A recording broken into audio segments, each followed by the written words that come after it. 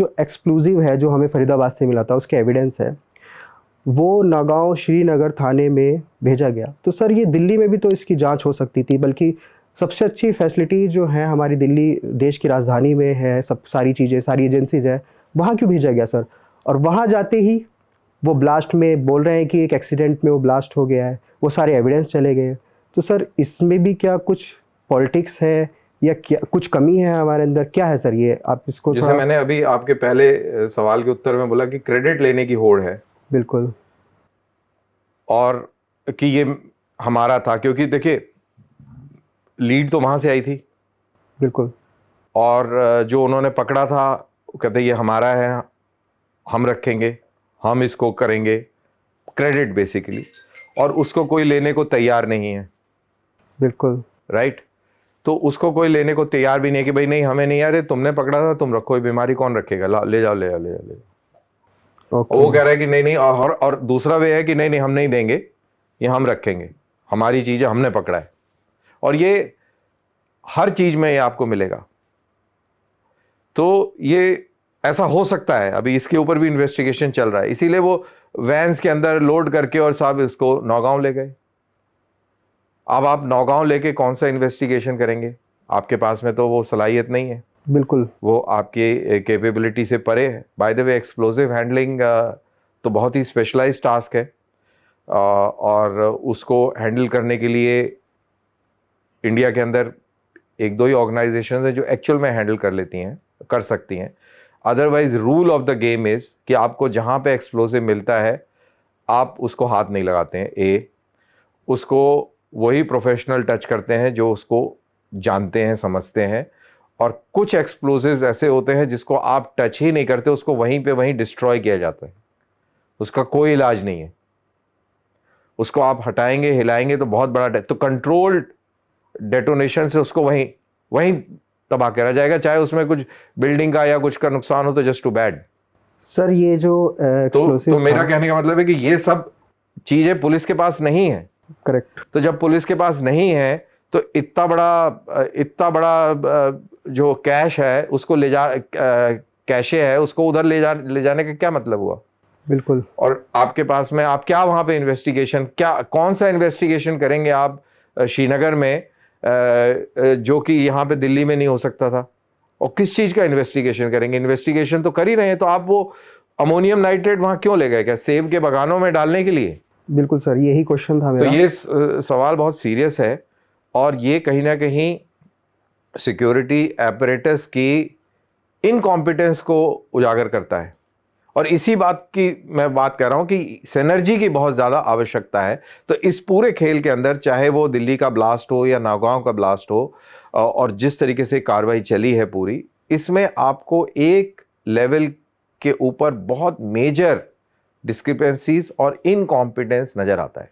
Sir ये इस blast की इन्वेस्टिगेशन एनआईए कर रही है, और एनआईए ने कैसे इसको जाने दिया नौगांव?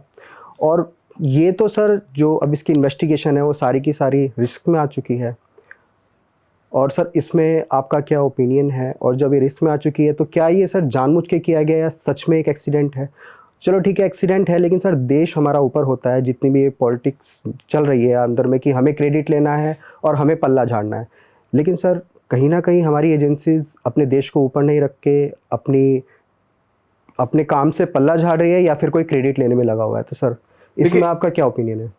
मेरे ख्याल से एक तो क्रेडिट वाला इशू है, और इसके अंदर पॉलिटिक्स मेरे को ज़्यादा नज़र इसमें नहीं आ रही है। जो नौगांव वाला जो है इसमें बेवकूफ़ी ज़्यादा मेरे को नज़र आ रही है, और बहुत बड़े लेवल पे ये बेवकूफ़ी हुई है जिससे मासूम लोग मारे गए हैं, वहाँ भी लोग मारे गए हैं, बिल्कुल, पुलिस वाले मारे गए हैं, बिल्कुल, सेंट्रल फोर्सेस के लोग मारे गए हैं, सिविलियन मारे गए हैं।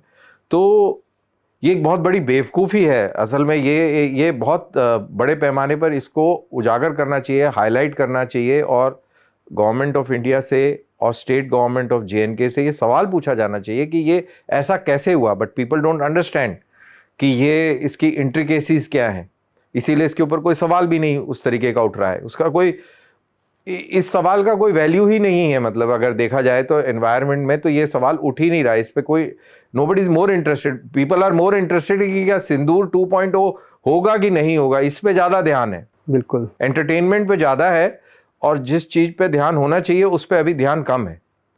तो मेरे को ये लगता है कि ये बहुत ही सीरियस और बहुत ही सीवियर मैटर है। जहां तक एनआईए का सवाल है, एनआईए लार्जली उसके ऑर्गेनाइजेशन का जो बेसिस है वो इलेक्ट्रॉनिक और signal and also human intelligence को ट्रैकिंग करता है और बेसिकली कोऑर्डिनेट करता है बहुत सारे इनपुट्स जो आते हैं। तो उसका रोल एक दूसरे किस्म का है। एंड देन कोई चीज़ पकड़ी गई है तो उसको लेबोरेटरीज में भेजना एंड थिंग्स लाइक दैट। लेकिन जो फुल जुरिस्डिक्शन है उस पर्टिकुलर सामान का, वो तो स्टेट पुलिस के पास ही रहेगा। उस स्टेट पुलिस से आप अपने कब्जे में लेके आप ऐसे स्टोर करने लगेंगे तो एनआईए की बिल्डिंग तो भर जाएगी। आप समझ रहे हैं मेरी बात? बिल्कुल बिल्कुल। तो उसको कौन रखेगा, क्या उसका डिस्पोजल होगा, ये तो स्टेट गवर्नमेंट को डिसाइड करना पड़ेगा ना, स्टेट पुलिस को। अब स्टेट पुलिस जब करेगी जब उनको पता होगा कि करना क्या है। वो बंदर वाला वो हो गया कि अदरक मिल गया, आप समझ नहीं आ रहा कि क्या करें, खाएं कि मुंह पे लगाएं। तो स्टेट पुलिस को सर, जो हमारी सेंट्रल फोर्सेस हैं, जो भी इस एक्सप्लोजिव को जो अच्छे से इन्वेस्टिगेट करता था, उनके साथ मिल करके सर ये मिशन कंप्लीट करना। ये तो बेसिक लॉजिक है, तो सभी कहेंगे ना, कोई भी कहेगा भाई करना चाहिए। कौन कर सकता है? देखिए मैं आपको ये बता देता हूँ, एनएसजी के अंदर एक्सपर्टीज है, आर्मी के अंदर सिर्फ ऑर्डिनेंस इसको हैंडल कर सकती है और कोई हैंडल नहीं कर सकता। फिर एक बॉम्ब डिस्पोजल स्क्वाड है, हर एक कमांड हेडक्वार्टर में होता है, दिल्ली में भी है, तो वो हैंडल कर सकते हैं। तो ये 2-4 ही गिने चुने इदारे हैं जहां पे ये हैंडल किया जा सकता है, जहां पे एक्सपर्टीज अवेलेबल है। तो उससे कोऑर्डिनेशन हुआ कि नहीं हुआ, ये तो एक नेशनल लेवल का एक डिबेट भी होना चाहिए। और इसके ऊपर जो लोग डेरेलिक्शन ऑफ ड्यूटी में पाए जाते हैं, इस चीज को अनगैली में दिखते हैं, नजर आते हैं, उनके ऊपर कार्रवाई भी होनी चाहिए, because it's a serious matter.